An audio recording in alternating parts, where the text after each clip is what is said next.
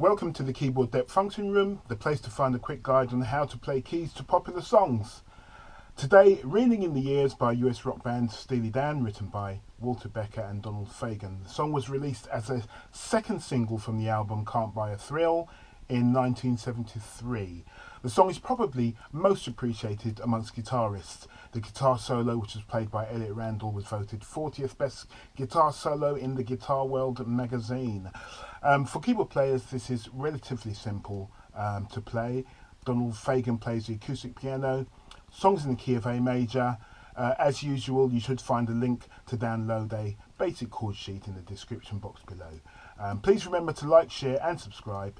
And if you find these videos helpful, hit the notification bell for instant notification of upload. So here's an example of how I might play it.